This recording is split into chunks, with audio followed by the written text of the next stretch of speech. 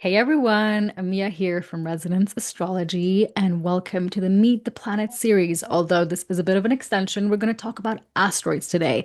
And I'm joined by lovely Autumn this time around. We are going to be talking about the asteroid goddess Ceres. Or Ceres. I'm honestly never really quite sure how to pronounce her name. But this is the asteroid we're going to be talking about today. We are recording this on July 2nd at around 5:30 p.m. Central European time, and I'm going to let Autumn introduce herself. Hi, I am Autumn, Biblio-Mancer Astrology on Instagram. Um, I have been a professional astrologer for about 10 and a half years. Um, some of those years I was studying, but I still, consider that my astrology career. And I became an astrologer when I became a mother at the same time. So this archetype is me, basically. And I'll talk more about that. But I do all sorts of readings, primarily studied in Hellenistic astrology, although I love learning all types of different astrology philosophies or systems. I'm constantly learning.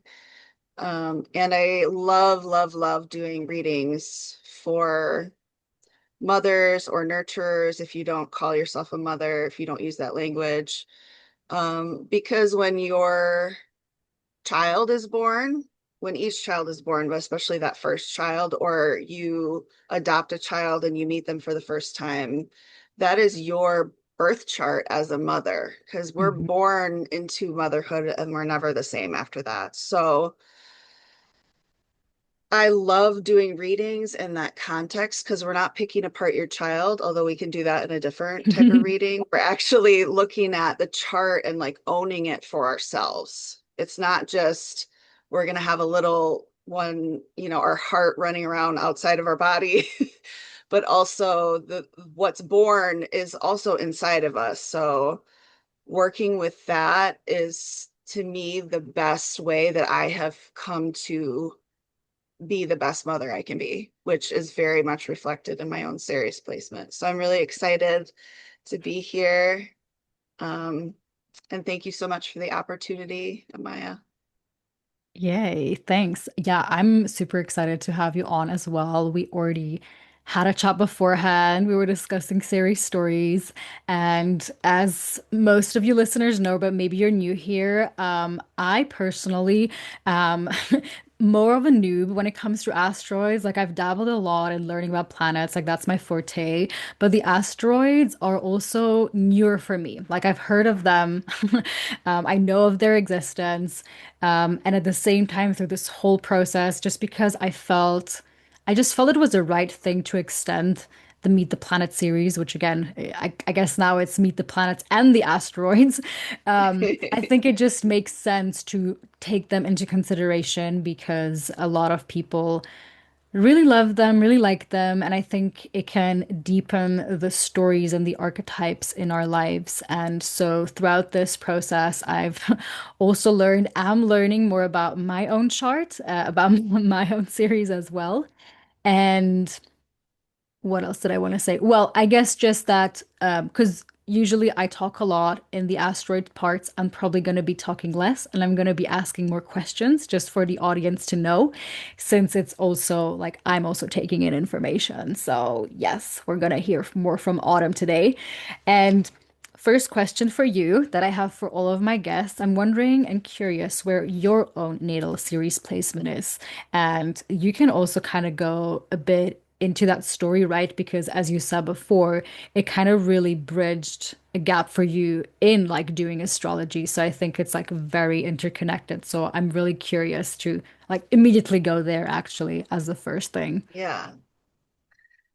Well, my series return was yesterday. Yeah, that's true. We're So recording this, this at your series yeah. return, basically. And I'm pretty sure that's conjunct your moon.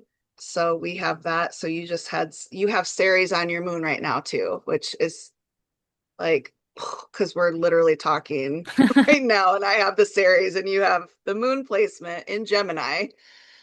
um, where, the yapping sign. Uh, and it's in my first house, a first house Gemini. I also have, so it's 13 degrees, and I'm 6 degrees Gemini rising, conjunct exactly 6 degrees Chiron. And then I also have Mars at 3 degrees of Gemini. So I'm having my Mars return and my Ceres Yeah. return. And I commissioned my amazing friend and artist, Ivy, to make these earrings for me. So I can even show you the symbol. I don't know if the light's catching it quite right, but it's basically a scythe. Is that how you say it? Or a sickle? More A of a scythe. skith, or Yeah, actually it's maybe I'm spelled with a pronouncing it wrong. C, but I'm not sure exactly the pronunciation. Um, but it kind of represents Venus's or Persephone, who is Ceres' daughter's cycle to the underworld, um, which we'll talk about a little more later. Like I said, I became an astrologer immediately upon becoming a mother. And the reason is because when I was pregnant, I had studied astrology as a child too, but I was raised in kind of a Christian cult, and astrology is considered evil. And so I would like study in the library with a bigger book outside of astrology books. But the books that I would find were just about sun signs. And I remember, I think I had a knowing that there was a lot more to it, but it just hadn't clicked yet. And I was always obsessed with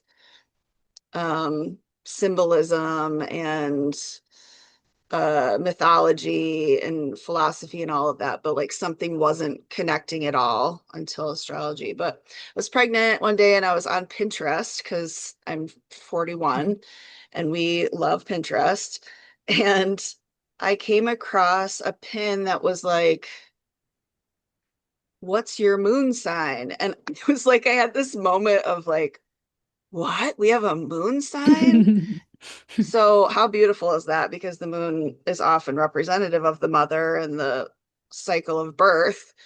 So I find out that I have a moon sign, and I of course need to know what it is. And like the idea that that's different than the Taurus, because I never really completely felt like a Taurus, like I did and I didn't. Well, I'm a 12th house Taurus sun, so that explains a lot of why I didn't feel like a Taurus.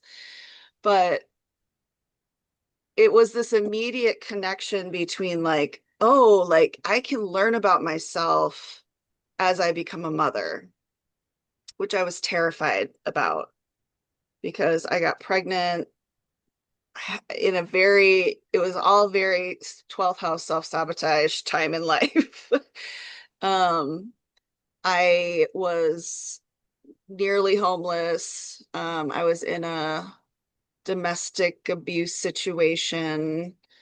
Um, but nobody knew that because I was that's not what I was portraying. And I didn't feel I had the option to do anything but have my child. And I was terrified, but there was just like this one day where I just knew that I needed to, like for my own survival for some reason. But as a child, I had this recurring dream, and I mean a little child, so it was kind of terrifying, but I would have a dream where I was like my same age but older, but I still felt like a child. And like everything was black, and there's like a spotlight on me and just like my immediate surroundings, and there's all these nurses rushing by, and I'm in a hospital bed, and I've had like a tiny baby, and I like barely glimpsed this tiny baby that I had, and they took the baby away, and nobody would speak to me. I was like, "Where's my baby? Like, are they okay?" And it was super upsetting, but it was this long dream where I felt like I lived a whole lifetime of trauma.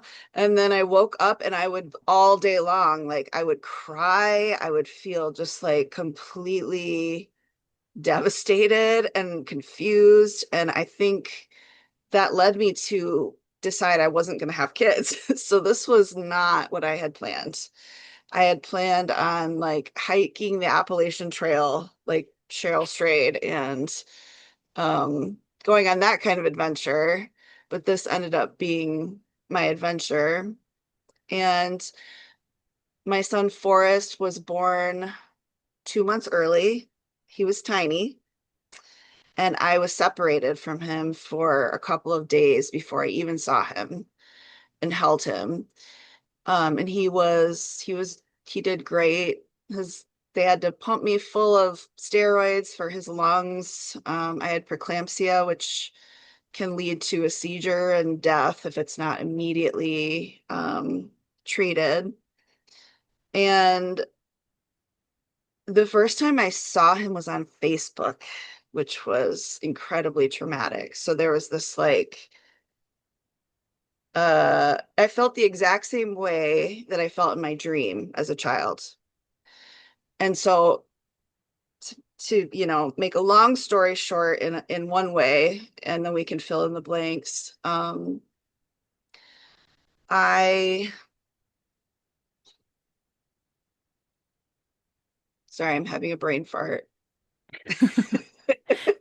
It's hard to talk about these things without like, getting kind of stuck Yeah, I know. on Yes, I know what you mean. It's also hard to like make a story short that, I mean, please, I think for people it's going to be useful to hear it.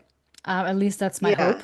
Yeah, Because I yeah, think, on this channel especially, and we talked about this before, we don't want to sugarcoat things. And we're here for real right. human experiences that, yeah, don't always involve the most pleasant things. And if that's like part of the series story as well.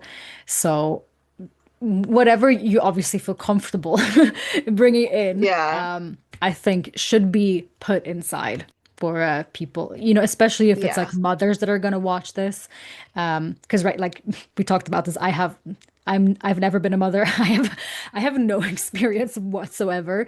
So I really I want to give the spotlight to you to like share this because I'm not going to be the one that's able to yeah. talk about anything from the experience because I just didn't have Well, that in my life we're yet. gonna talk though, because you don't have to be a mother That is to embody true. this archetype. And That is she's true. gonna visit you through other people, but I basically felt like I was separated from myself at that time. So I had a very dissociative experience, and I was sick in the hospital for days and days. My son's father was sleeping for 18 hours on some sort of substance and was not present. And I had some really amazing nurses, but I had a really weird experience with my own mother when she visited. And it left me with this feeling of like, I can't do this, Mm, which I think a lot of mothers have. But it was this like, once I saw him, it was like, he is so beautiful and so perfect exactly how he is. And I adored him so much, but there was like no way I could be worthy of being his mother, is how I felt. mm, And that's because my old self had died, who really wasn't going to be a good mother if I had stayed that person. And I was born new. So I felt like a child and I didn't have a very good blueprint to go off of. So in my dissociation, I'm also deconstructing a religious upbringing, which condemns astrology without even knowing what it is for real. But I liked that. I know people claim to believe in astrology, but I didn't. I love that it didn't require my belief mm, to like completely consume my whole body when I started learning about it. It was like remembering who I was to learn. So it was a very like awakening experience, like just being born and being like, oh my gosh, I can't believe I haven't known these cycles and these like things my whole life, and then being like, well, you kind of did know your whole life. You just didn't know because you weren't allowed to explore. And um, it felt like I was finally able to zoom out and see my 12th house sun there in the 12th house, where I was not at all aware that I even had my own, like, I had my own life that I could live, and it didn't have to be for other people. Like, I didn't even know that. I was undiagnosed autistic and ADHD at this point. So also the hormonal drop for girls and women can take away the buffer between the sensory overstimulation and overwhelm. So postpartum depression, postpartum anxiety, um, postpartum OCD, I have the regular kind too. All of that becomes magnified by the very fact that your body doesn't know how to handle all the stimulation because it doesn't have that buffer that helps us to mask so well as like girls and young women and women or anybody with uh, a uterus. It doesn't have to be a woman, of course. So it just compounded this feeling that I couldn't do this, but I was simultaneously going through an awakening and felt a little crazy. And I happened to have an incredible best friend, whose Ceres placement I will talk about. And she had had twins right before this. And I was so detached from the idea of being a mother that I didn't really express excitement or like visit her even afterwards because I was in my own crisis. And then I had a moment in the hospital where it was like, she's gone through this trauma too. She had a very traumatic birth story. And it was just this instant, like, oh, somebody else is going to be able to relate to this.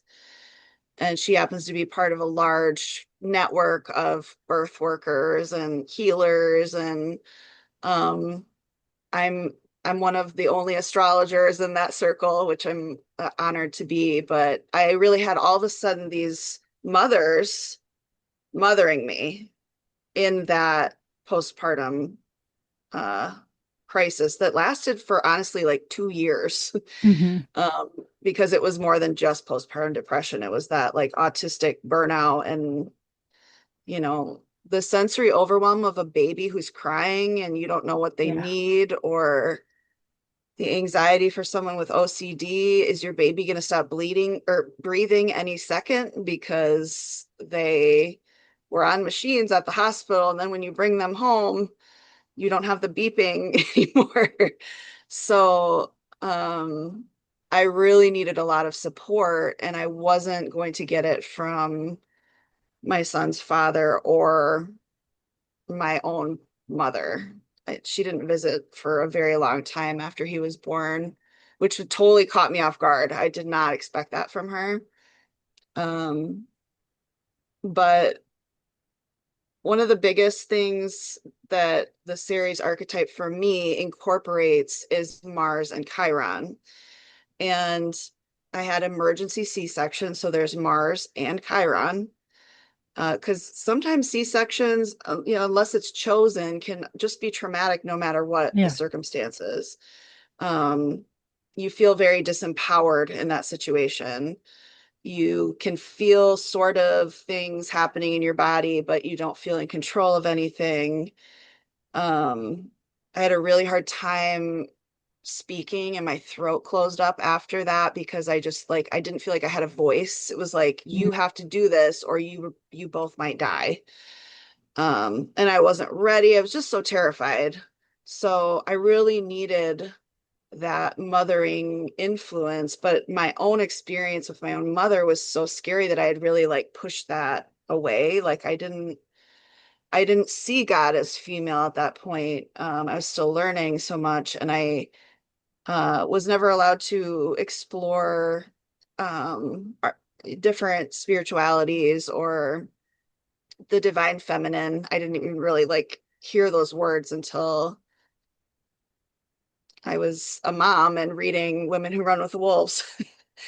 Uh, so yeah, that came before, kind of before the astrology deep dive was that book, and it's kind of my Bible now. Um, but yeah, my own Ceres placement, it's a defining part of me. And it's in my first house, very close to my ascendant. Um, in my solar return chart for this year, actually, it's right next to my sun as well, which was just really cool to realize after making a calendar date with you. Like I didn't know it was going to be the exact return. It was just so like serendipitous in that way, which is very Gemini. Like Gemini to me is very fairy-like, and we sprinkle meaning all over things. And it's like it's really fun to connect those dots, whether it be people like yourself, Gemini moon. Um, and I think people like the word nurture does not come up for people when they think of a Gemini.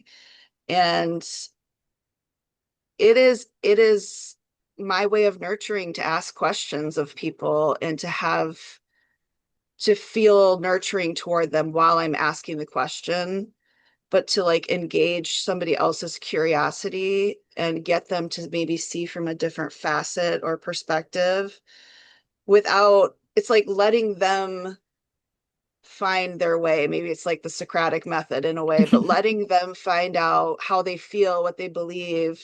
Being autistic, I don't know how I feel most of the time, but if I ask myself questions, I usually can figure it out and where it's coming from. And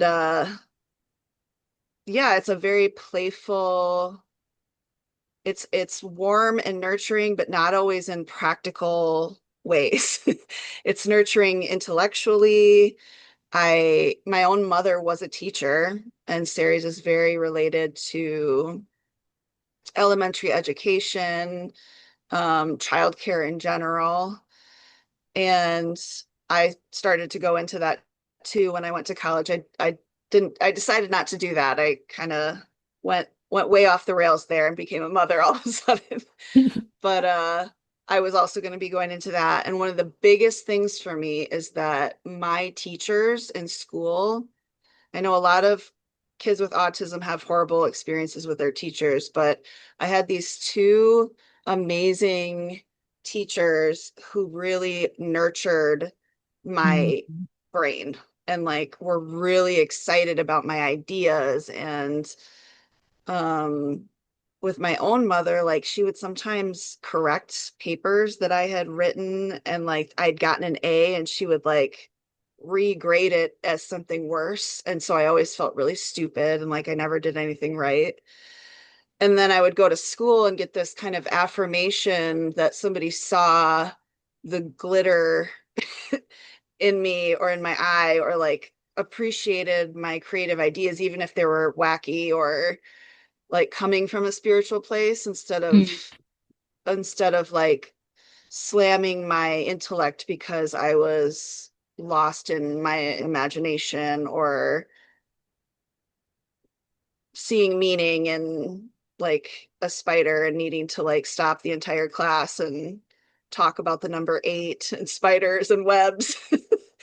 um yeah, I had teachers who really nurtured that in me, which is why I eventually wanted to be a teacher. But yeah, and I loved to be having Mars there. I loved to be challenged also by teachers, like in a loving way. Um, and yeah, I've just the teacher archetype is also so chironic, I like to Yeah, say. for sure. Um, and so that's all built up together in this like I am a mother, even though it's hard for me to be a mother. It's not what I had planned, but that is like of utmost importance to me. And because astrology comes with it, it is like it astrology really holds me like a mother. Like I'm very, Mm. very devoted and totally okay if I never even am partnered because I'm so in love with the sky and feel very held by it. So that was a really long time that I didn't let you say anything. So feel free to comment or ask questions. To I have comment. some, yeah, I have client examples as well that I can talk about, but I'd love to hear from you for a little bit if anything came up. Well, I really love what you shared. I think it's I mean, like we kind of like went right into the core because I think astrology, like seeing it, like seeing the archetypes play out, is we can do that through stories that people share. And so I'm very glad that you like shared part of your story, because like that's how it shows up, right? And I think, at least for me, but a lot of these other like other just other planetary bodies, which I would group the asteroids into, is I've seen so many stories like that because the planets, you hear so much about the planets. A lot of people, when they hear something that is not the sun, they're like, it's Mercury retrograde usually, or something like that. That's kind of what people are familiar with that don't even know astrology. And so the asteroids or some of the other planetary bodies, I would like Black Moon Lilith, for example, is usually something like comes up in your life and then you kind of like see it. Oh, it's very present. Like I had Yeah. and again, just want to be Oh, really you clear on here froze. that I don't really have any super deep devotional relationship to the asteroids. But I had this happen with Lilith a few years ago during that like Venus retrograde in Leo summer of 2023, Oh, where yeah. I think Venus was briefly conjoined Lilith, or there was just something about Lilith, and I didn't even know that. But for some reason, I just was called to that archetype to connect to it. And then only I found out that, oh, actually, that was like Venus and Lilith actually conjoined. Like, bam, it was right there. And so I Yeah. think it's something similar with the, well, with other planets too, but I think with the asteroids even more so, just because they are much less explored than the planets, I would say. It's something, and that's what I really encourage people, anyways, to do so, because astrology at its best is relational. And the only way that you can do that for yourself is by observing life and observing what is happening in your chart. And maybe if you're called to an archetype, like maybe you're listening to this right now and you've been like called to connect to Ceres for some reason. And maybe she's like transiting your chart in a very prominent way right now. And it might be an amazing time to like connect more deeply to her. That's like what's coming up to my mind right now. Um, Yeah. and then I guess what I want to actually go into right now, now I want to go a bit, now I want to go more a bit into the basics because we heard this story now, and now let's Yeah. I kind of realized I like, didn't even, yeah. and now let's like introduce Ceres from a more practical level. Like we heard the stories, Yes. and then obviously we're going to go back into mythology and storytelling, but let's now go from like a very practical level of like when was she discovered, and like what's her glyph and all of that, and I'll take you, let you take the lead on that again. Sure. Ceres was discovered uh in January 1st, actually, of 1801 by Giuseppe Piazza, who named it Ceres, which means with grain. And I thought this was kind of funny. It's also the root word for the name for cereal. Ceres Oh, is like yeah. that first part, yeah. Um, which would be closely related to grain. And it was roughly 23 degrees Taurus when it was found, which is significant in that Ceres is so closely related to food or nourishment in general. So food, it's related to agriculture, but on a mythological level, sorry, we should do the glyph. So the glyph, I Okay. didn't pull up the symbol on my, you don't have it pulled up, do you? Like the I don't have it symbol. pull up right now. We got a Okay. glimpse a bit from your earrings. Yeah. Let me pull it up on here. So we got the symbol of the scythe or scythe, however that's said, or scythe, which it says down here. Um, which is an agricultural tool to harvest grain and different things. And also there's the recognition of the Venus cycle here. And Hmm. Venus as Persephone goes into the underworld. She's, many say, essayed or graped before being taken by Pluto or Hades to the underworld. And then Ceres roams the earth grieving and ends up uh, um, rescuing her or getting her from the underworld, and still has to share her, quote unquote, with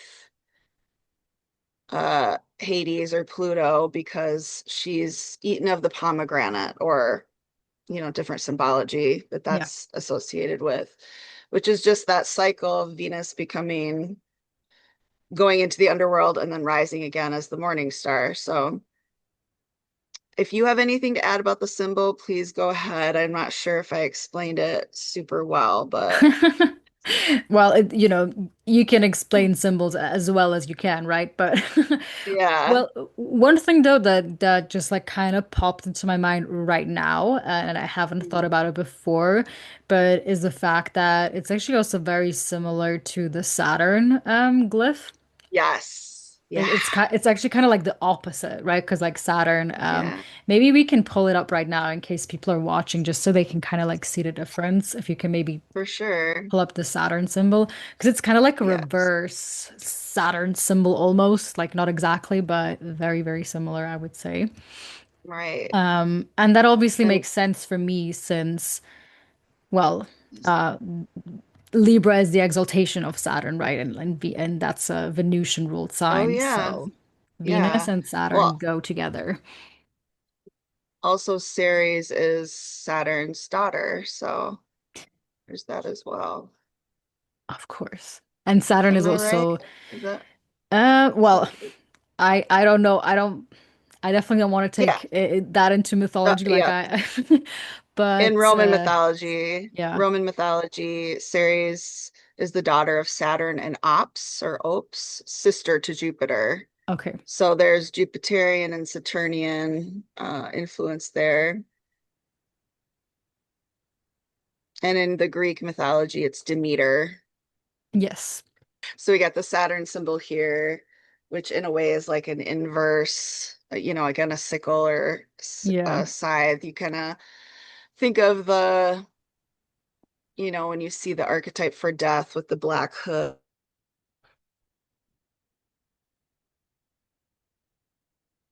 Oh wait, I think we briefly lost you. Wait, I'm gonna wait until Autumn comes back. Is she back? Are you back? I feel like now you're Am back. I, can you see? Am I so back? You're so back. I love that here it just says the symbol for Saturn is a dollar sign, dollar sign. What? Did you see that down below? That's so funny. Oh my gosh, what? That's dumb. I didn't even see that. Okay, let's see. How do I stop sharing this? Because I But would like yeah, to do that. essentially our point was that the symbolism for, well, I guess it's connected with Venus and with Saturn. It really feels like it's a combination of both of them, honestly, in my opinion, Yes. which again ma makes sense with the mythology if you know it, and just if you know how connected Venus and Saturn are, and they're kind of like they actually kind of work Yeah. really well together. So I think that's important to mention here. And obviously, Saturn also rules over agriculture because of that reason too. We said that before. I think I just want to briefly mention it now. Ceres is also in the main asteroid belt. Did I get that right? Is it the main one, Yes. which is Yes. hovering between Jupiter and Mars? Mhm. And so that also means that she spends about like 4 months in each sign. Yes. But again, like I think the retrograde periods for each of the asteroids is a bit like wonky. Like I think all of Yeah. them it's like it's very, with the planets it's very easy to be like, "Oh, okay, Jupiter goes retrograde for like 4.5, like 5 months every year, you know? And it's like kind of very Yeah. predictable. And then with the asteroids, it's kind of like, oh, they can like kind of like jump very far ahead, but then they go like retrograde super long, but then they do Yes. like this other thing. So Yeah. they have a bit of a weird cycle. They move in a different way. So, Mhm. but you did right here, and I'm sorry, I'm just gonna take that out of our notes, but it's your notes really. That it takes about like 4.5 years for Ceres to go like through the entire zodiac sign. So that's when you should get your Yes. Ceres return. Yes.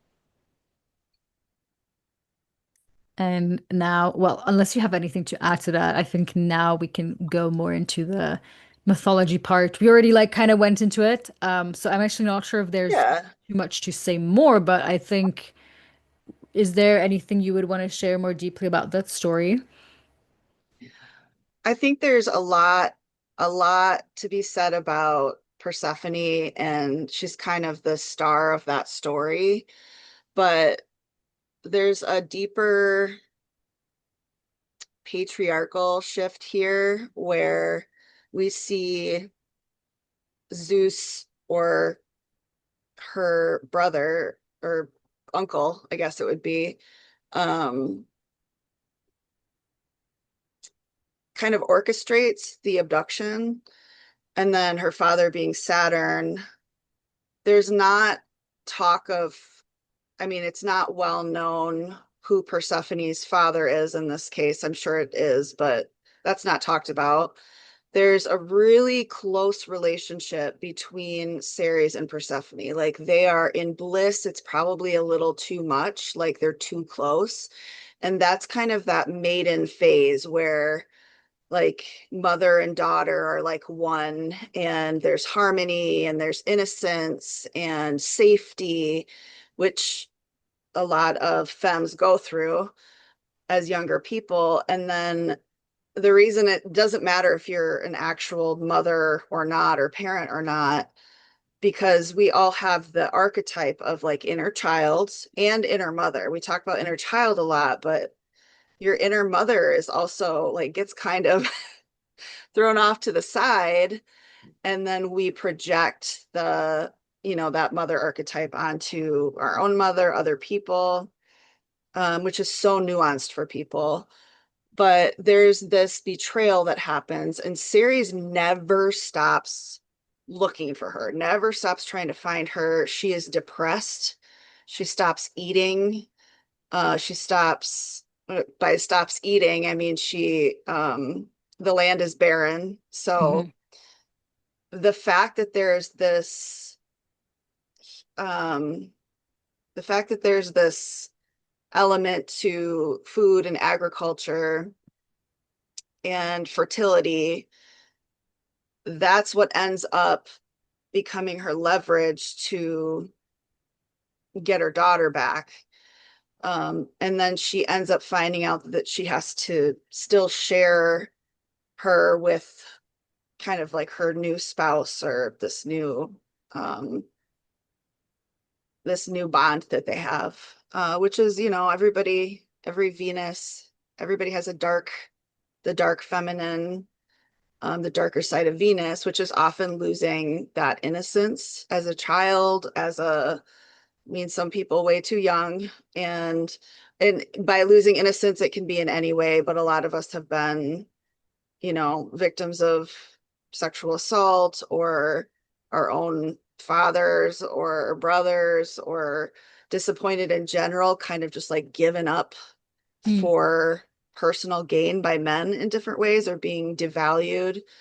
Um, and often Ceres archetypes have custody issues that come up, or needing having to be separated for some reason, and like the desperation of wanting to be with your child again, but um, somebody with more power over you is not letting it happen. And so you don't like, all you do is think about what's happening to her. And I find that interesting in our current climate for sure. And Ceres and Uranus met up, I don't know how long ago. But that there was like that revolution, rebellion, like, no, we're not okay with children all over the world starving. Like we're not we're not going to be okay with that. Mm. um we're not just all of a sudden going to be like, well, I'm comfortable, so it's okay.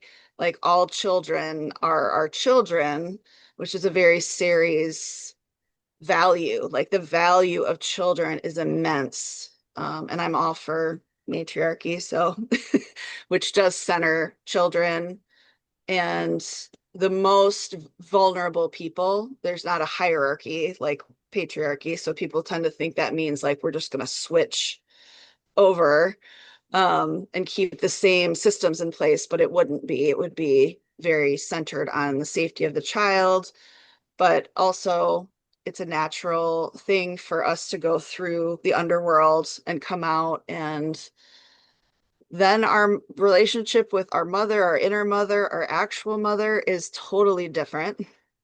And we end up needing to be the mother also. So that's where Ceres comes in, whether you are an actual parent or not. And for men, all of these, Oh wait, and it briefly stopped you again. okay, We where did I didn't want to say? hear about the men, and you just started talking about the men, and then it Yeah, got I you. don't know why I even bothered. No. I just, it's really important for men to, Guys, it cut off again. That's so funny. we all have the expression. Um, It cut it off again, by the and way. what I I don't know was, why. It doesn't want you to talk about the okay, men. skip it for But now, I get bring I it up guess what you're later, trying to but say, and I hope it's not gonna cut me off right now, is that all these archetypes because and it's a bit overused in today's internet slang, but everybody of us has a masculine and feminine side within ourselves. I guess that's what you were trying to yeah, say. And that equally, that can be important for, if you identify as a male in your life as well, right? And especially because all of us came from a mother. So there's that. I'll, yeah, yeah, and men have a lot, there's a lot of enrichment and studying this placement for themselves because, I mean, mommy issues, you know? I feel like a lot of people, a lot of straight people in my life, I'm queer, so I deal a little bit less with it, but definitely dealt with it. I have a father to myself. Um, but yeah, you're probably projecting if you're repressing these parts of yourself or not facing them or numbing. Let's say you have a painful relationship with your mom, or you have a great relationship and she kind of has done everything for your whole life and, everything in between.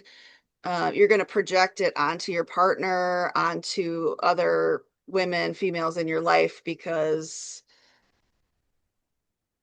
it's harder for men to be given the space and opportunity and for them to take it to work on these different parts of themselves. But they're really just cycles. We don't even need to Mhm. gender them. We just do because we're human and it's happened. But there's masculine and feminine and everything in between. And while the moon is the mother, Ceres really like touches on the nuance of like not every mother is like immediately just good at it, or I mean Yeah. none of us know what we're doing.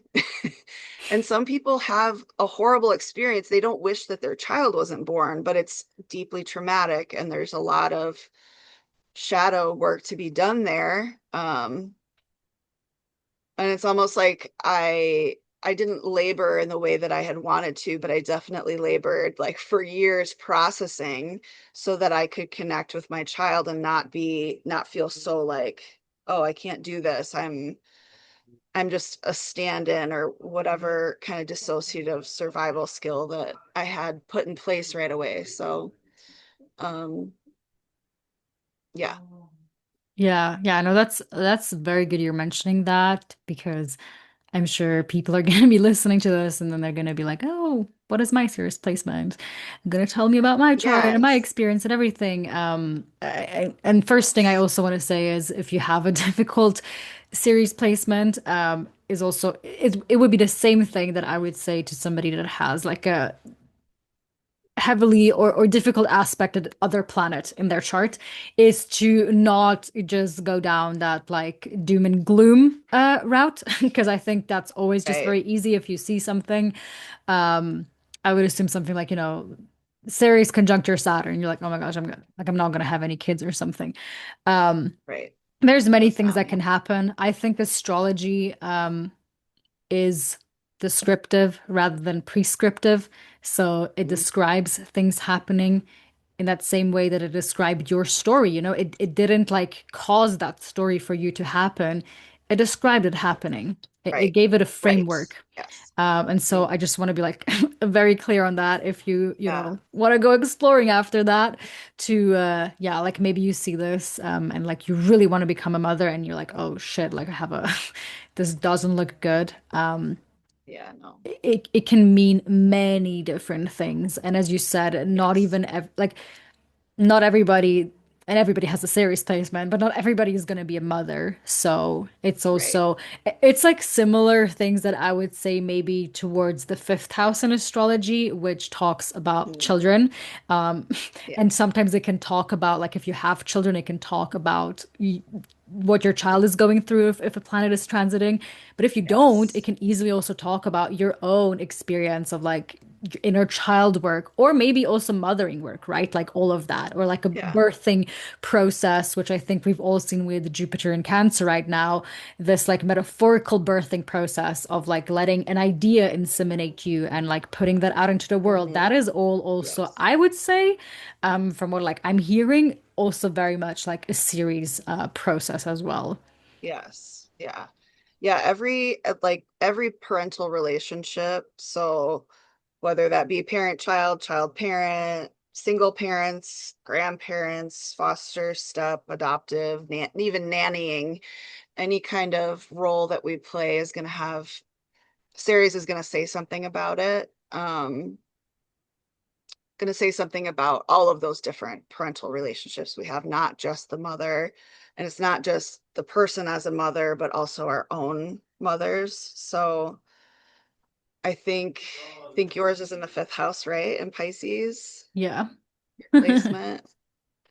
Um, I would see that, depending on other aspects, of course, and other planets involved, but I would see that as somebody who probably had like a playful, creative mother and nurturing experience. I would hope there might have also been all of the things that come along with Pisces. There's so much depth there. So, of course, yeah, it makes me wonder about your childhood and like what your mom was like and if she was super playful and creative, which I just kind of said. Well, first of all, it's incredibly funny because she literally like just came home. We're like Oh, talking about my mother, and she like just came home. Or at oh, least like I Present. heard her coming home. So so there's that. Aw. Um, so I still live with my mom for anybody that knows or doesn't know. But yeah, it actually really it describes that pretty well. I definitely had like, and I consider myself very lucky and blessed in that regard, that I had a very like creative infused childhood. Mm, And well, I don't know where my mother's series is in her chart, so I can't talk about that. But both me and my brother were water births, which at least makes sense for oh me my since gosh. like it's in Pisces, right? Like my series is in Pisces. Yes. So That's amazing. yeah, and it was a very, and again, I consider myself very lucky here, and I'm actually very sad that not a lot of women seem to be having that experience. But Yeah. my birth, the way that my mother describes it, was like an incredibly like blessed, abundant, lovely Mm. experience without any complications or anything. And I think that's probably also that series Oh, in the fifth house, yeah. for me. Yeah. And also, again, I was definitely creatively nurtured very well and actually encouraged to like be creative and do my hobbies and Yeah. all of that. So Yeah. um that's I mean, in that way everything is a description, right? So that describes my experience 100%. And it still kind of does. Obviously, now I'm a very grown-up daughter, but we still share a very like close bond with each other. Makes also sense with having my natal moon in the eighth house, like I feel like I have a very close bond to my mother, closer than Yeah. some other Yeah. people that I know have. Mhm. So yeah, I can totally see that there. And maybe that's also a bit of a bit of a solace for some other people to be like, hey, there's also these types of series stories, I guess. And I'm sure there's like way more. But the Oh, fact that I totally. also grew up in like a spiritually inclined community, I think is Mhm. also very Piscean. For So sure. that's there as well. Yeah. Yeah, and see that it doesn't mean like somebody again might oversimplify and be like, oh, this person's definitely going to become a mother if they have Ceres in their fifth house or in the place that you do. But even if you didn't, if you decided not to have children, that's still a prominent placement. And you're also in your fifth house perfection year, Yeah. you said. We So figured that that out. brings, yeah, it brings Ceres up again. And if you think about like how persistent Ceres is to get back to Persephone, um, like she's gonna be around. She's gonna be constantly looking for you, like looking for ways to take care of you. Um, and that can express in so many different ways, and we can accept it or not, or kind of become that for ourselves, or look for it in other people. Um, so yeah, I love that. My one of my examples would be um my best friend whose chart I've studied for years, my best friend Perry has the opposite placement as you in Virgo. She has Ceres in Virgo exactly conjunct her MC, her midheaven, in the 11th house. And she's an incredible somatic therapist, homeopathic, natural health. Um, and she's a Scorpio as well, and a Scorpio rising. So it just goes to show like that. And she didn't have that kind of experience with her mother that you described. Um, Not that it was terrible, but she finds more of that mothering in community as well. And then she Mm. provided that with me. She nurtured me by, like think of Virgo. My moon is actually in Virgo. I didn't even mention that. So there's another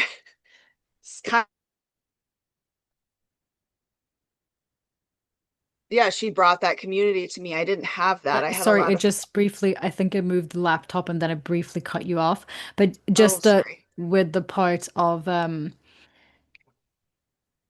she nurtured like the community part, I think that's where it cut off. Yeah. Yeah, she nurtured me by bringing a community of mothers to me who were very empathetic toward, what I was going through, mental health wise. And um, I didn't have that otherwise.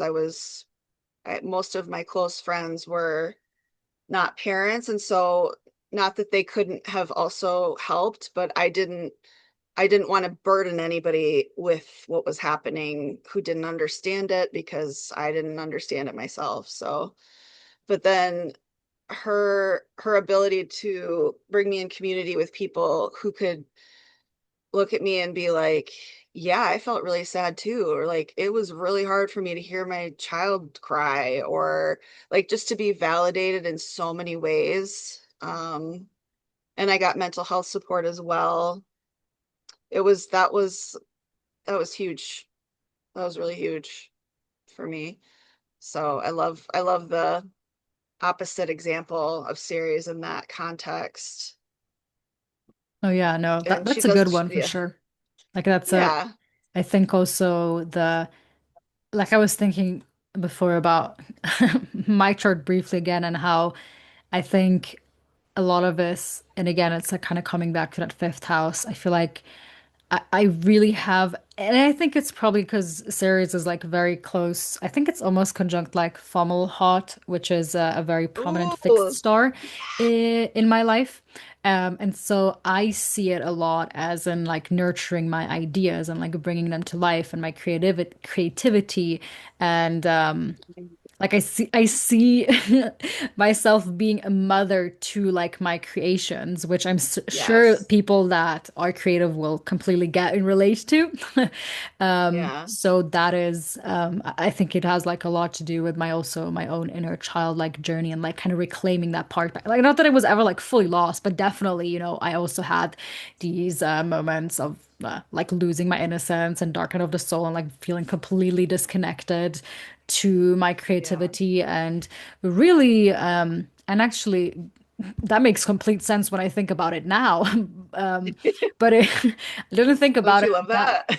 it was actually mostly in like when Jupiter moved into Pisces, like what was that, like Mm, 5 years ago now? Has it already been that long? what's time? Yeah, really. I'm like, has it already been that long since Jupiter was in Pisces? But that was like such a pivotal time for me. And I Yes. didn't like think about Ceres at that moment, but of course she was also like, because Yeah. that would have been like the very first aspect that Jupiter would have made in my chart with another Yeah. planetary body that is, well, I don't really have any other planetary bodies in Pisces except like the IC. But so I feel like that is, yeah, that also makes a lot of sense now looking back at it. Mm, And I think maybe might also give some people different ideas. And you also wrote down, and again, I also love what you talked about with your friend, right? With also just kind of being like a mother for the community, which I think a yeah. lot of women can also relate to. Like, I know a lot of, like a friend of mine, for example, I know she's going to train to become a doula. Like, she's not a mother, but she like really just has that urge to step into Yeah. a role and to help mothers, you know? So Yeah. it's interesting. I don't know her chart by heart right now, or at least I don't know exactly where her Ceres is.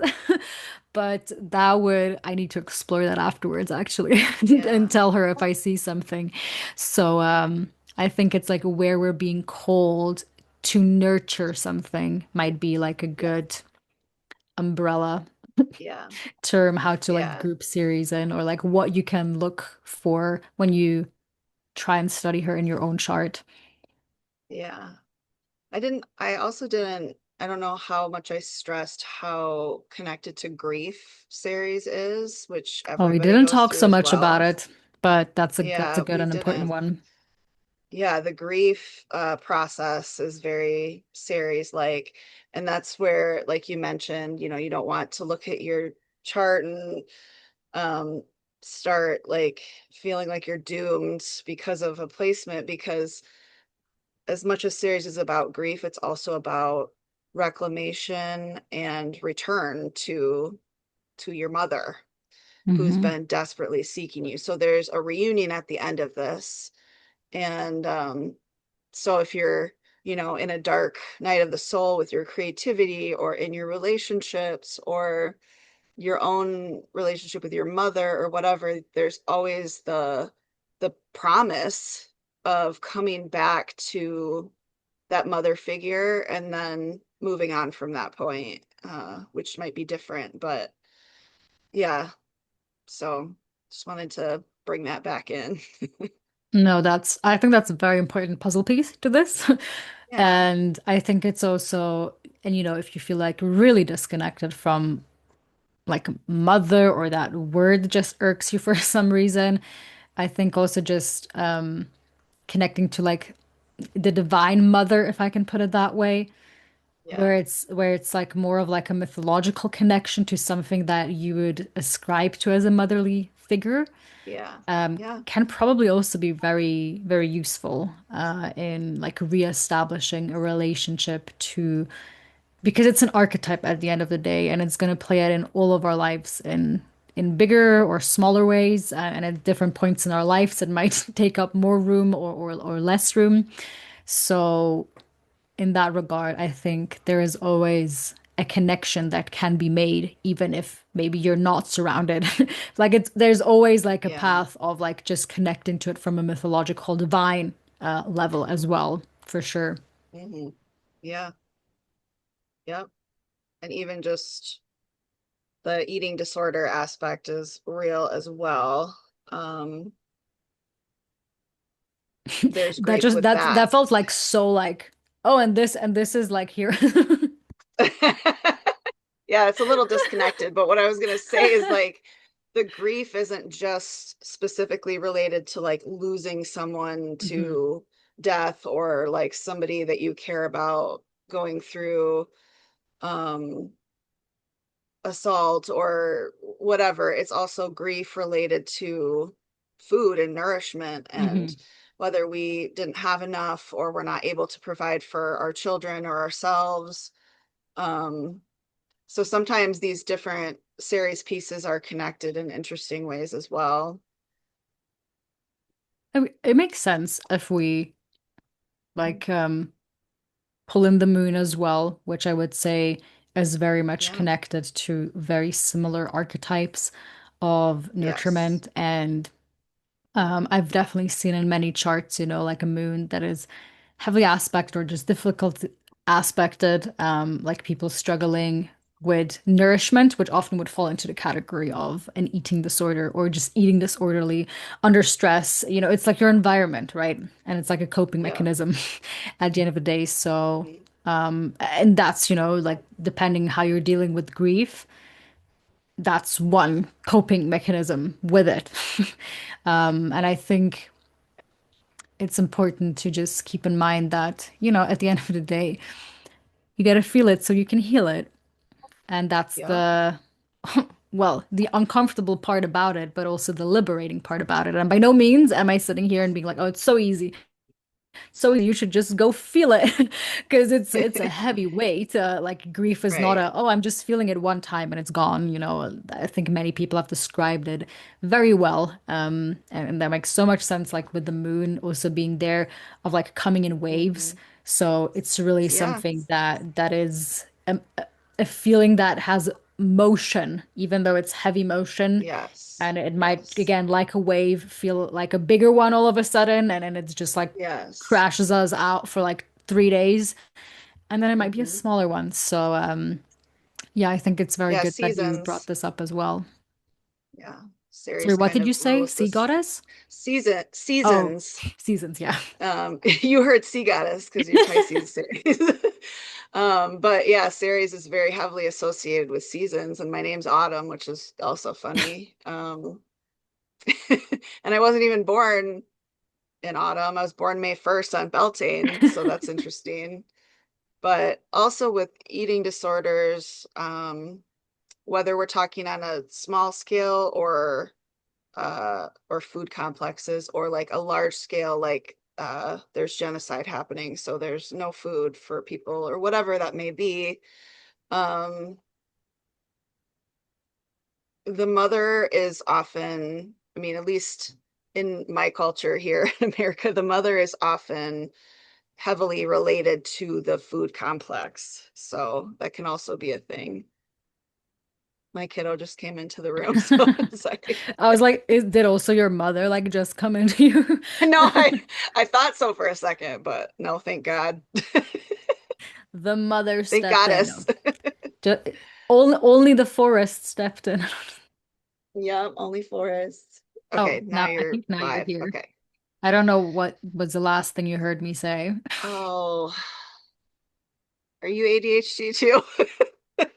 Sometimes people think I am, but I don't think I Yeah, have it. you don't.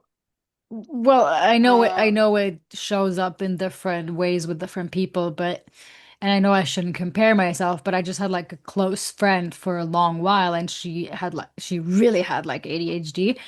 And I was always like, I'm like, if that's ADHD, I don't have ADHD. Like I can see traits of it, but I could also easily just be like, it's a Gemini moon ruled by a Mercury and Sagittarius. yeah. So Oh, who knows? yeah. I can see that for sure. Who knows? But You were talking about your North Node and that like pure image that you wish you yeah. had. What degree is your MC, do you know? It's all in the second decan of Virgo. My moon is in the sec or my moon's the second decan, but 24 degrees Virgo. Yeah, that's more like third decan. Yeah, I had a moment. There's the two, you know? But yeah, that's but again, it's like my body's already been tainted.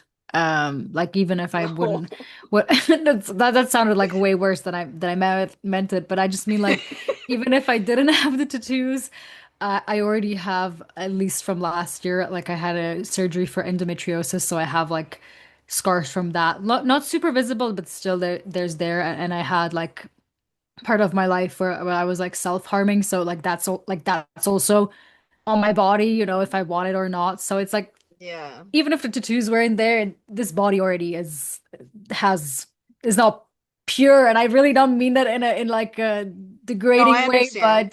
but it's Yeah, Virgo moon. I know what you mean. It's like you could say like there's a desire to edit like all the time. uh I have yeah. actually a tattoo on my Oh, self-harm Chiron. scar of Chiron, which was also, during that postpartum time.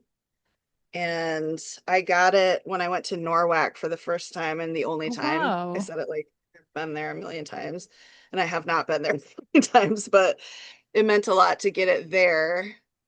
Um, Mm. and I love scars. I'm Mars rising, so I think they're like they feel like stories. Not that I wanted my self-harm scar to be that, but what's crazy is that the self-harm I did right there was from a key. Oh, No, okay. no joke. Wow. I didn't have anything else sharp and I That's was just going symbolism. at it. And so when I learned about Chiron, I was like, oh my God, I'm an exposed nerve. And like I had so much more compassion for myself, realizing like how important it was that I have that exact moment. So Mm. I was like, I'm never going to regret just getting this glyph. Like I want glyphs everywhere. And also, another cool, I feel like 12th house people have a lot of like prophetic dreams when they're kids, which is really, I don't know if it's more of a blessing or a curse, but oh, I'm like wiping off the sparkles. Um, I had a bunch of dreams where I got tattoos and they were like symbols and I didn't know what hmm they were. And I like woke up and I was like, oh my gosh, I tattooed my legs with all these symbols. So I just sometimes I'm like, now it makes so much sense because in the dream I was like, why did I do that? Like, was I drunk? I mean, I was a little kid, so I don't think I thought, was I drunk? But yeah. And then Yeah. I used to draw stars on my foot, on my right foot with a Sharpie when I was a teenager. And as soon as I turned 18, I got them tattooed, like very primitive looking stars. And I remember like not knowing why. And they didn't like, I didn't know how to describe what they meant. So I just like, I would always tell people, like, I don't know, someday I'll know. Or like, something quirky or whatever, emo. And there are 15 stars, which I didn't count, and there's 15 main fixed stars. And I'm like, Oh, I did find out what they meant. Like that was really cool. So each one, I'm like, I named each one the 15 major fixed stars. Although I that's don't know that much amazing. about them yet. I'm still learning, but I like obsessed with learning about the fixed stars right now. I don't know about That's you, but I have all amazing. these different rabbit holes that I go Yeah. down. For It's sure, really for hard to sure. function. For sure. Even though right now I'm like mostly focused on just creating content. But I You're definitely amazing get the at rabbit it. holes. Beautiful. Uh, Yeah. I feel like once you start, or at least for me, it's not that I can't stop, but I genuinely, if I haven't like put out a video in like over a week or created a post or something, my soul feels crushed. Like I literally start feeling more depressed and Oh, anxious because I just like I haven't like created, yeah. Mars world Like person. gotten it out. No, I feel that because Yeah. yeah, I went from like doing a post once every 4 months to doing one every single day, the question scopes for the mundane transits, including the asteroid goddesses in those question scopes. So, and I felt like really off if I missed, and I would even make it up. It's like I didn't need to do all that, but I could not stop.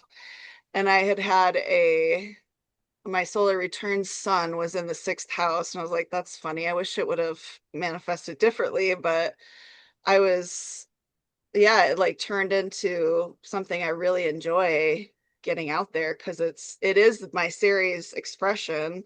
I mean, you could say yours is as well, like having that being able to like let to get in a flow and nurture others with your creativity too. It's not Mm, just like how we want to be nurtured or how we are, but yeah, and then mine being Gemini, like I love watching people all of a sudden realize things about themselves, like hmm through a conversation that I'm having, or like when you said earlier, you were like, oh, I just realized that makes sense when you were reflecting on hmm your, like being blocked creatively. Like that is so satisfying to me to like see people make those connections because that's how I think. And so it's like watching it happen Got like it. in my relationships is so cool. It feels like magical to me, That's you so know? funny. That's such a Gemini rising thing to say, but It really makes is. sense. For me, I'm like, I just want to expand people's perspectives. Like I love when people That too. uh like like like it sounds so weird, but in a way I almost like hate doing chart readings because most people want answers and I'm like I'm not a person that is like giving answers. Like I'm here to offer perspective. I'm here to make you think Yeah. differently about things and like Yeah. hold you in your experience. Like I'm not here to be like this is when you're gonna meet your soulmate. Right. I Like some other astrologer can do that, but it's not me. So but I'm trying to like get more comfortable with the fact that this is actually like people want that. People want these types of readings. It is something I can do and it can like I can well, I can't live off of it right now, but it's maybe something that can actually yeah. like expand, Same. but it is hard when at the heart you're more of like a philosopher because I'm like I just want to like share my ideas and make people look at something differently the way they haven't looked at it before. Like my aim is never to give you answers. If anything, I'm gonna give you more questions. So that's a bit of a dilemma, but I mean, there are people out there. Like it's maybe like a smaller niche, but that's okay. I don't want to I don't want to have a clickbaity astrology video uh, YouTube channel No. anyways, honestly. It wouldn't be true to me and it would attract people that I don't even want really to do readings Yeah. for. So it's Yeah. yeah, there's well, there's so much that I reflected on how I want to show up creatively during that like Jupiter and Pisces transit. Yeah. Before I started doing things, I was like all very, very important. Back then I could Yeah. not do a Oh, video, gross. but it was all a process of preparation. It's cutting out a little bit. Oh, anyways, Okay. it's part of the process. Yeah, for sure. For So let sure. me, okay, wait, what are the last few things to talk about? Should we talk a bit more about some like chart examples? Or is something else coming to mind for you that, or like something that you have on your paper that we haven't touched on yet? Um,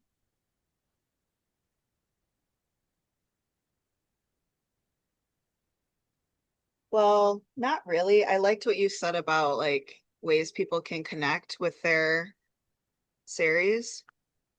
And I was thinking about a way we could do that. Um, so I was thinking of going through just each of the signs and just like a quick like blurb about them. And if you have ideas too, just regarding that sign, like when it comes to Pisces or whatever, like if something resonates for you. Okay, But okay. I haven't done that with yeah, Vesta.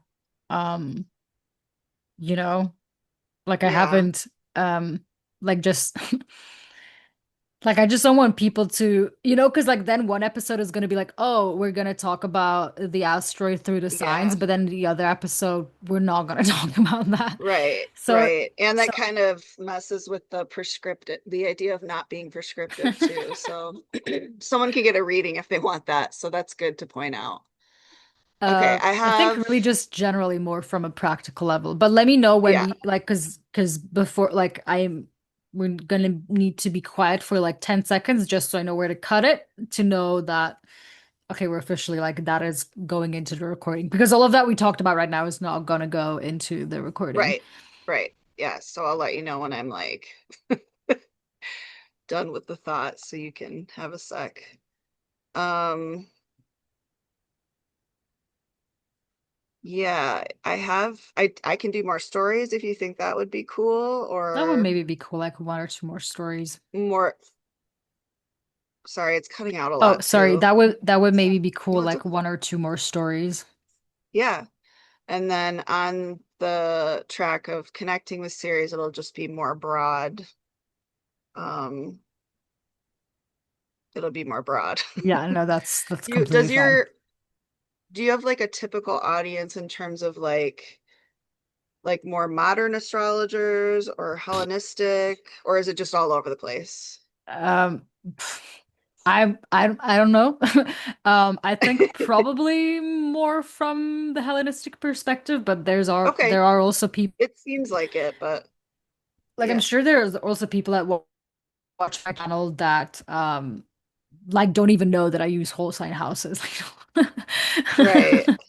Yeah, I So also I don't do. know if they're gonna be the ones watching the asteroid video though, to be completely honest, Right. because that's usually Yeah. more of a commitment to watch a full-on podcast episode. Yeah.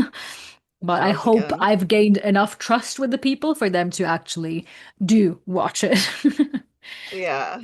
So yeah, All maybe we right. can do like one or two more examples and then but I always like to incorporate planetary magic, if I can call it that way, which for me is just a way of connecting to the, well, in this case, Yeah. asteroids, but Yeah. oh, okay. Is there anything else in your mind, or should we?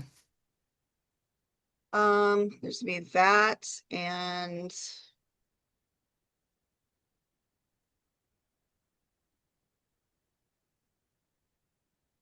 no, I think that's pretty much it.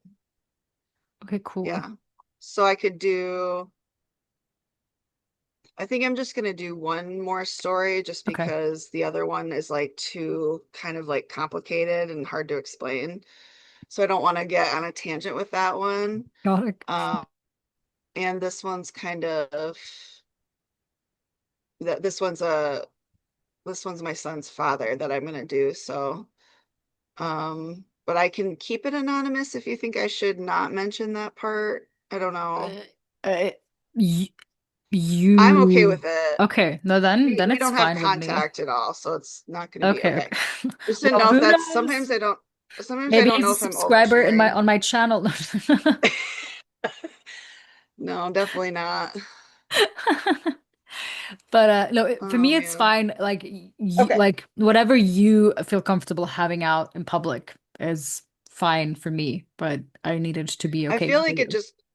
it just weaves into the story nicely and it's Okay, yeah, a then you can more of mention it. a yeah, and it's more of a guy example and I have a son too, so I want to make sure he's um that I pay attention to his series placement as well, which is Aries actually for him. But okay. Okay. So I'm going to transition into the story. Well, wait, let's just be quiet for a second. Then I'm gonna be like, Okay, "Hey, we're back from a little break," and then got you. we're gonna go into the story. Got you.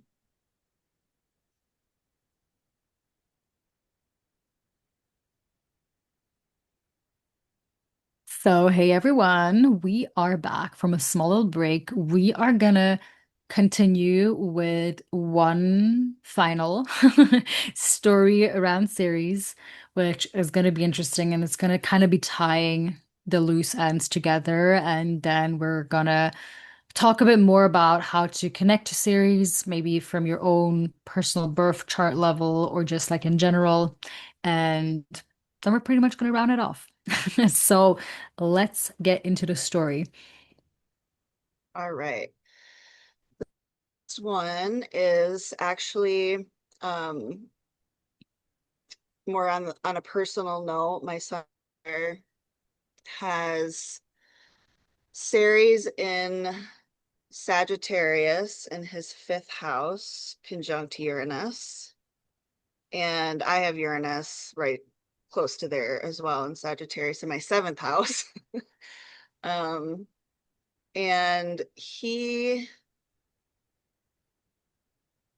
had his mom has passed at this point. I didn't really know her, but his childhood was with her was very like he never knew when she was going to be home. She would just leave and go on a bender of some sort.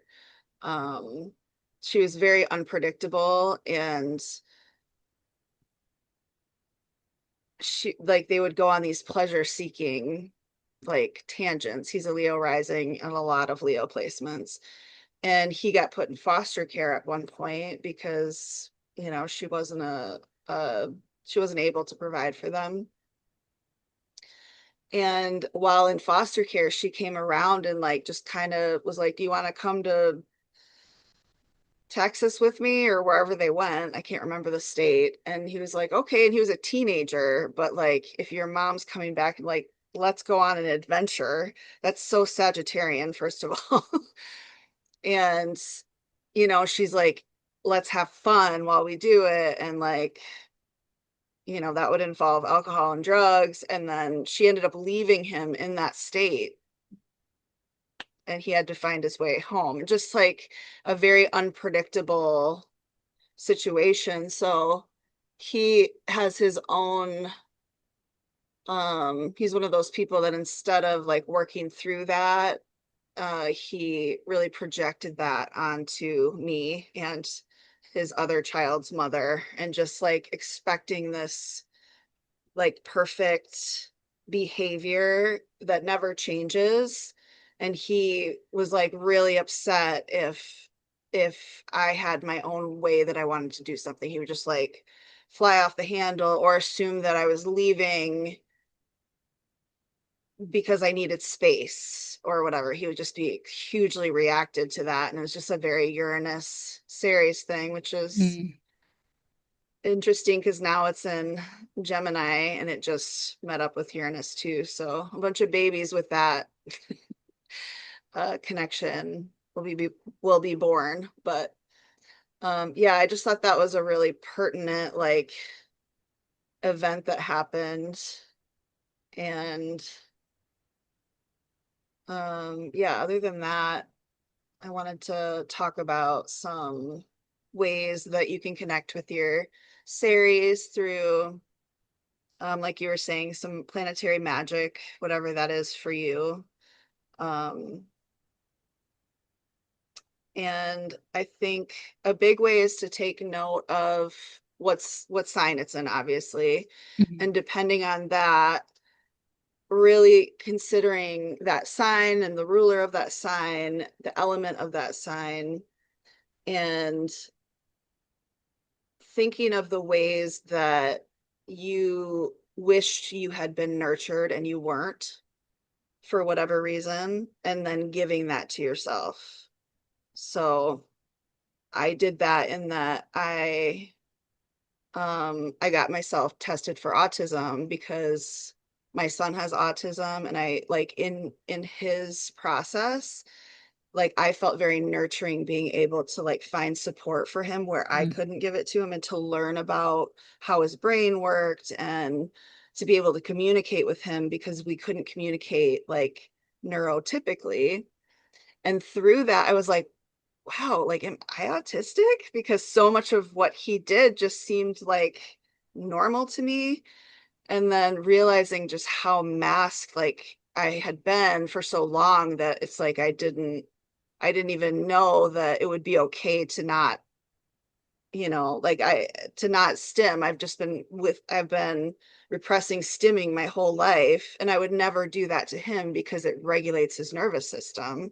So my flex for my own reparenting was like, I'm gonna out of pocket, like get myself tested for, neurodivergence. And I did it and it felt so good because there was this moment where I was like, what if I'm not? Because my own mom doesn't really like believe in that. Even though she sees it in my son, she doesn't think that I could be, even with a diagnosis. But when I went, it wasn't like I needed to be validated. It's like I already knew. Hmm. So it just felt good to receive information so I could learn about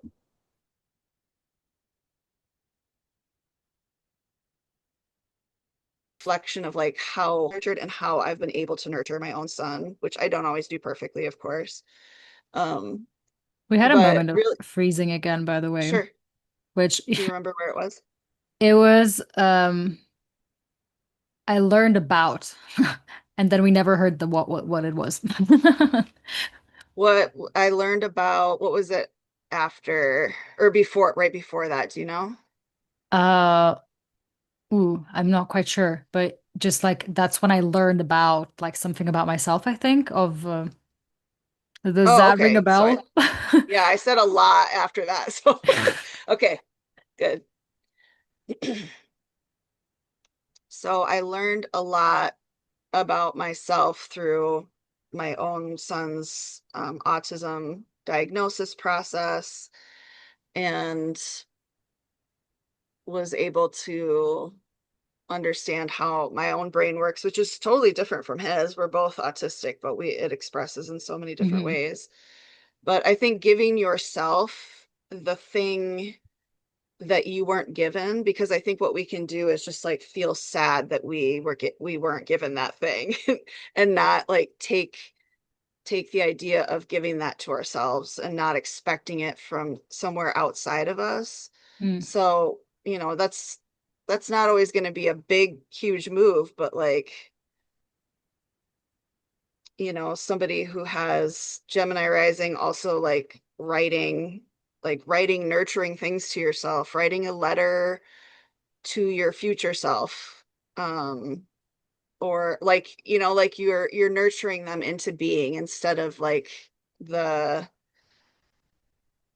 the criticism that can turn into if you've had a bad experience with um not being told you are loved or not getting that communication that Gemini needs Mm. and the validation, the listening as well. Um, yeah, for you as Ceres and Pisces, is there anything that like your mom did in particular or any way that she was that you really want to carry Mm. on in your own journey, either creatively or if you choose to have kids? Hmm. You kind of already talked about it, but I think it's I think she was just very like still is very like spiritually there. Like it's hard to say because I think some of these things and it's like the same for everyone really in like the principle that the environment you grow up in you don't sometimes realize what you have taken for granted or what was just like yeah. normal for you but wasn't normal for other people. Mhm. um I know we all have different stories, right? But it's and I think that's also just like going down, well, not maybe that full rabbit hole, but just like seeing what that was. Sometimes I think it can also be like, well, seeing what you have maybe taken for granted or what was just like very normal for you, but a lot of maybe people around you didn't have that experience. For me, certainly Yeah. I'm very aware, I am very well aware of that fact that my spiritual upbringing is very out there. That's like very Jupiter and Uranus and Aquarius in my fourth house. Like I grew up very unconventional in that Mhm. way, and I know a lot of people like from my like age group, which I would say is like early Gen Z, is those are usually the people that are like, oh, I'm the first that's like started doing the work in the family. And for me, I'm like, no, my parents actually did that. Like they actually already were the black sheep of their family. So I never was Yeah. the black sheep of my family. Like I was like even with my dad, even though like my Mhm. parents are separated, but even with my dad, I can talk about like there's really no shame to talk about any mystical spiritual experiences whatsoever. And that is 100% if I would ever like have a child, what I would also make sure that um they have that as well, you know. And Yeah. probably if I can and if everything goes well, you know, if that ever is an experience of my life, I would probably choose to have a water birth too. That just makes sense for me Yes. if you know, if there aren't any other complications happening because I Yes. cannot predict that, but that is probably what I would choose as well. Yeah. And so That's what I want. yeah, so but I think it's good that you mentioned because we're not gonna go through like each Ceres placement on here right now. Which you can, by the way, if you want a reading and just like plugging it in here, not with me, but with Autumn. If you want to discover, you know, your Ceres placement in a more deeper way, I'm sure you can give an amazing reading. Um, but if you know you don't have the time or the funds for that right now, just again doing what you said, kind of connecting to your child self and seeing where you haven't been nurtured the way you wanted to. And I think that's also currently very big with, first of all, Chiron that just entered Taurus and like, you know, Saturn and Neptune being in Aries, like kind of bringing that Oh, power back to yourself and realizing, yep. okay, you know, it's not my fault the way that I grew up, but now I'm an adult person and I need to take self-responsibility for my life. There's nobody coming to save me. Um, so how can I nurture myself? How Yeah. can I give things to myself first? And, you know, I also don't want to go into that whole story of like, oh, only when you have given everything to yourself, then, you know, this magical partner or this person that finally nurtures you the way that you need will appear or something like that. No, it just froze. Oh, it froze for you, but I think the It's recording, though, frozen. the recording should probably be fine. But Autumn is frozen again on my side. See, that's what you get, guys, for recording during Mercury retrograde. Bad, bad Mercury retrograde. Okay. Well, I'm gonna I wait just for got you Autumn. back. I'm Okay, nice, sorry. nice. Well, I was just talking how Yes. probably in the recording I'm not gonna be frozen. Like I think it probably recorded me fine. But where was I? I was in oh yeah, just take oh, because sometimes we go down a route where we feel like, oh, once I have given everything to myself and like, you know, then that magical person that oftentimes we feel like that's going to be, you know, like a partner, but then it's actually like we just wish it was our mother or father figure, right? Is going Yeah. to appear. Yeah. And that's just like not true. There is no guarantee. Like, I wish I could stand here and give you guys a guarantee that once you have fully nurtured yourself and you're doing that, you know, this magical prince or princess will appear. But I don't think that's really how life works. Regardless, you know, you shouldn't be doing it for that reason, anyways, because you have this one life and you should be living it with the notion of, you know, really catering your environment so it feels fulfilled, regardless if there is a partner or not. And I think there's a lot of nurturance. I have also experienced that last year that I found in sisterhood circles. Very, very important for me. Like, I didn't even realize that that's actually what my soul craved for. Like, so many things, bless you, so many things that I thought I wanted or needed from like a man or a partner in my life. I realized I actually just needed to have amazing like girlfriends around me. Yeah. No, I can relate to that That for was like sure. such a revelation. And Yeah. now often days I live my life and it feels so like fulfilling the way that it already is, truly. So Yes. I think just also like expanding that, you know, into like multiple sources, if you will, because there's multiple Yeah. things we need nurturance and like we need divine nurturance, like that's our relationship we have to divinity, to the cosmos, to God, however you want to call that force. We need a nurturance to ourself, you know, how are we taking care of our body on a day-to-day basis? Hmm. What are we, you know, feeding, not just in food, but like what are you reading? What are you watching? What are the conversations that you're having? What are the Yeah. people around you? That is all nurturance as well. So Hmm. just kind of, yeah. That's I started talking and I didn't even know that this is going to go this way, but just like expanding Oh, I love expanding it. nurturance and how you Yeah. nurture yourself. Yeah. And that's very fitting coming from a Gemini moon, I feel like. So nurturing my Ceres. Um, yeah, for sure.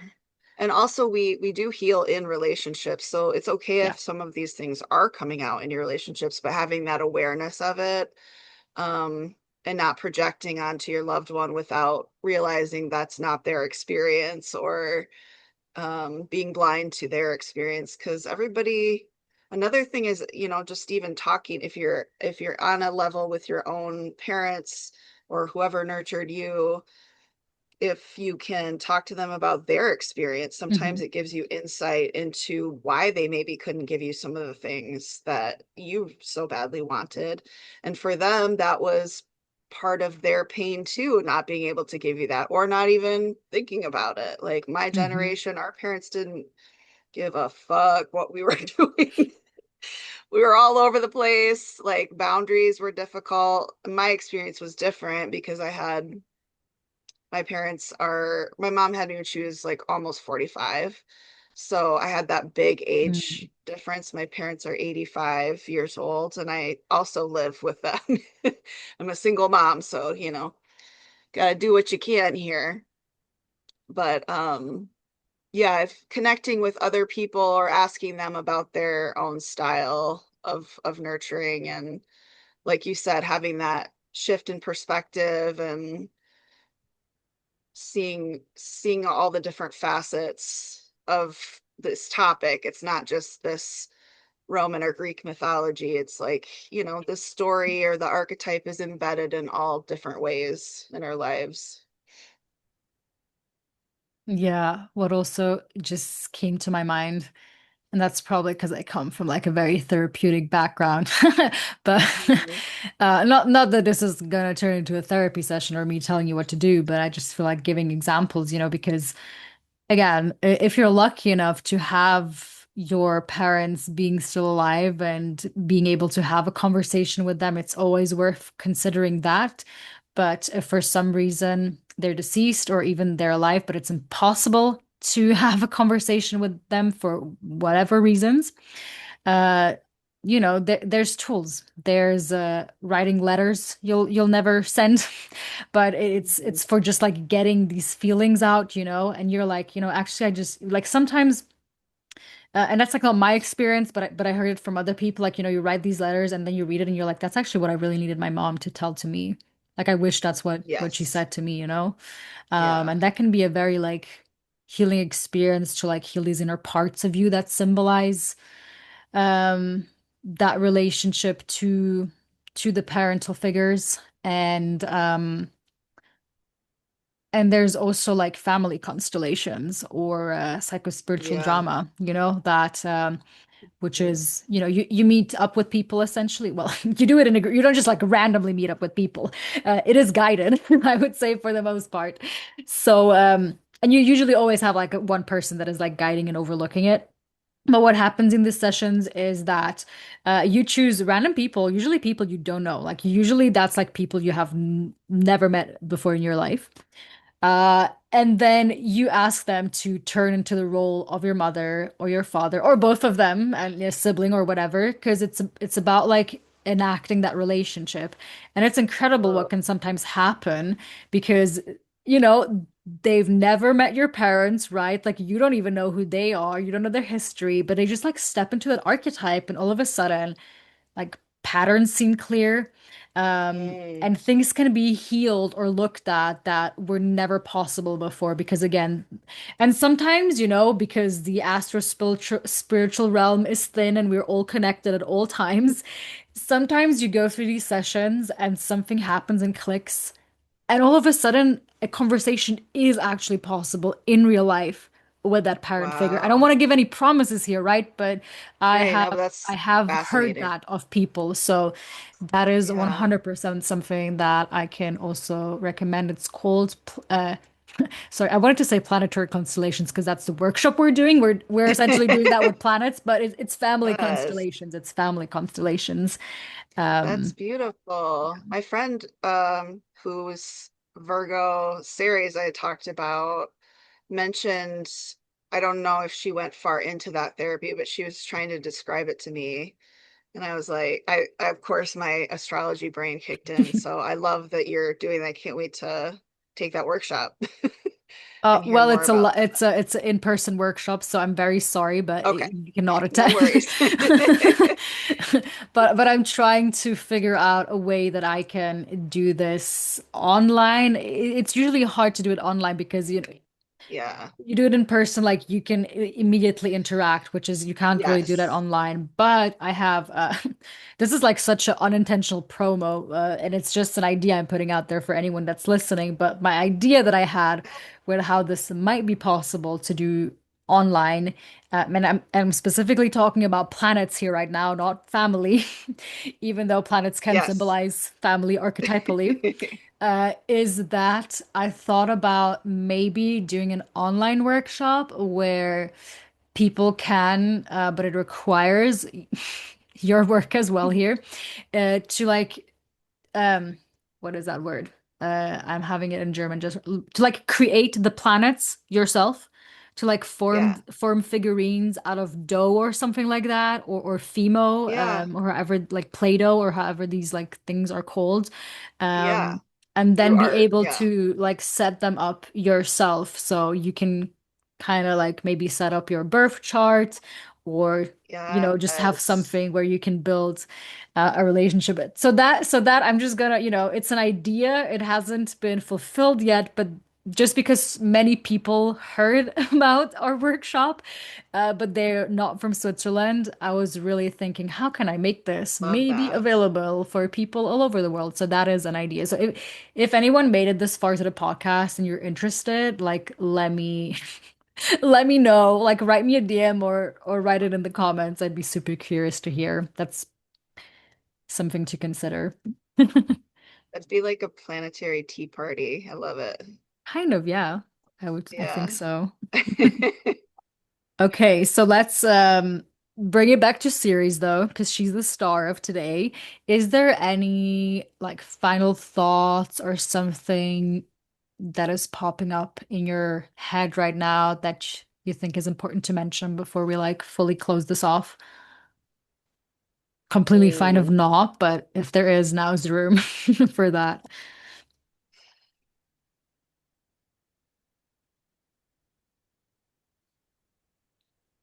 mm,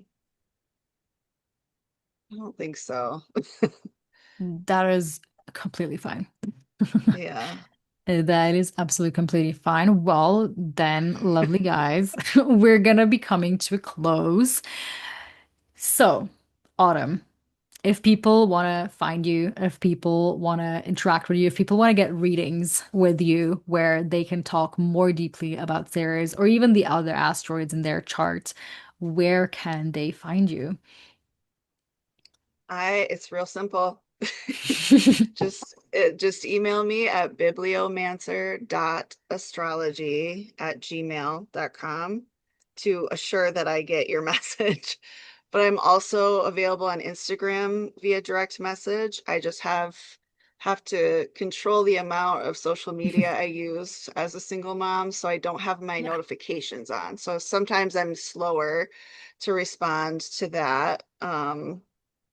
And I would love to schedule something with you, whether it be, I love solar return readings too. I do a little bit of predictive astrology, which is funny because you were mentioning like you don't, in our talk earlier, that you aren't an answer person. And it's similar in predictive astrology. People want you to be very specific. And while sometimes it hits specifically, it's like, no, I mean, this is what's going to come up in this Mhm. cycle in your life, and you interact with it. You decide how Yeah. you want to meet this thing that's coming up, and also know that it's not forever. And it's same with the Ceres cycle. We can talk about whether that's like your own child, like what might I be missing based on my child's, with their consent, of course, if they're old enough to give it, with your child's Ceres placement, their moon, which is also very indicative of what we need, aspects to Ceres. And then also, if you just want to learn more about yourself through that filter of your child's chart and focus it more on your own like self-enrichment and parenting skills, you can look at your child with your chart, with your natal chart. We can talk about that synastry, and yeah, I would love to do that. As far as pricing goes, I really care about accessibility because at one time I could not pay for a reading. So um, I do have a little bit of a sliding scale fee, especially if you're a single mom. Really want to make sure that you get one of these readings, or a single dad. Could be either or whatever else you might call it. Yeah. So that's it. And that's it, just in case you need it spelled Bibliomancer,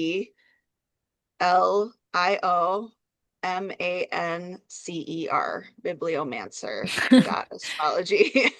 Got It's it, a got long it. word, but Well, yeah. it will be linked down below.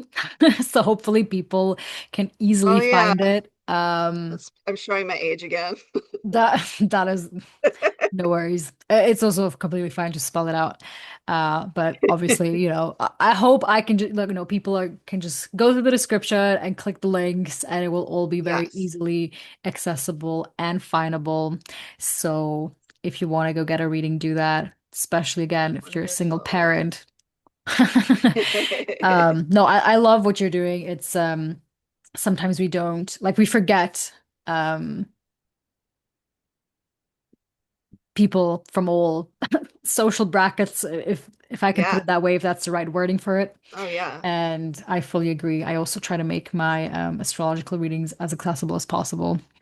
Yes. So, I'm very queer friendly too. heck yeah, definitely everyone is welcome on this fucking channel, and that needed to be with a swear word. Yes. So,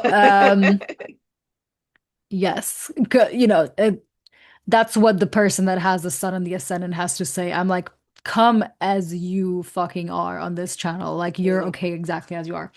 So, Thank you. anyhow, you are either listening to this on YouTube or on Spotify, which is where this podcast episode is being aired out. And if you're on one of those, check out either or.